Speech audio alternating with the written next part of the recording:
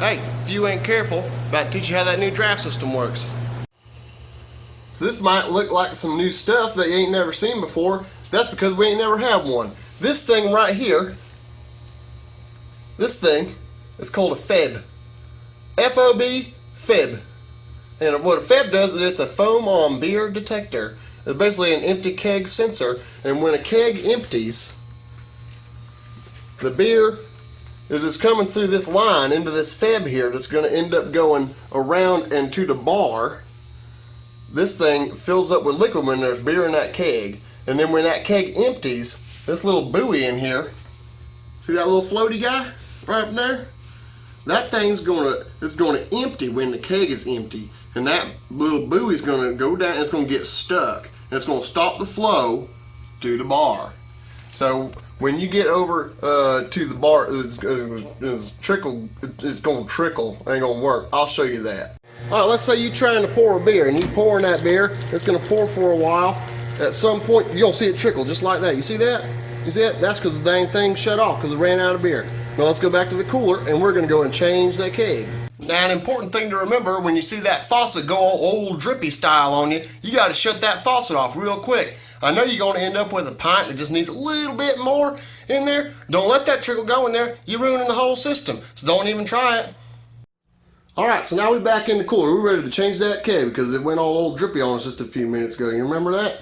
Alright, so check this out. So that was number one. The way the faucets work in here, we go left to right. So it's 1, 2, 3, and 4, just like at the faucet going left to right when you're seeing it there on the tower. Alright, so now you notice this fob has gotten a little low, and that little buoy in there has done, you know, sunk. You know what I mean? Alright, so now we're going to change this keg. Pretend this keg here was our empty guy, right? So we're going to go ahead, we're going to disattach.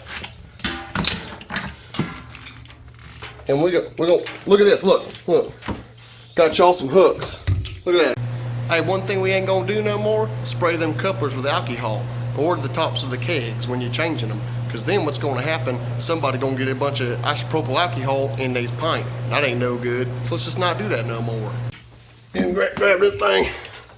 Connect like. Go ahead. You connect that thing out. That's brand new keg. Good to go, right? But you see, it ain't flowing. That's all right. You just go over here to this fob thing, and you see this? Do this. Whoop, flip a doop. Then you're gonna push this thing. Look at that fill up. Dang, that's nice. Keep on going ahead and filling that till you get all them bubbles out. Just like that. See? Oh, it's looking good. Flip that back down so it's engaged. Float the buoy. Now you're good to go. Let's go back to the bar and see if it'll pour right. Alright, we just changed that keg. Now we're going to try to pour and see if it worked. Watch this. Dang, it's pouring again already. Wow, awesome. You didn't get spit out or nothing. That's some tight ass shit. Thanks.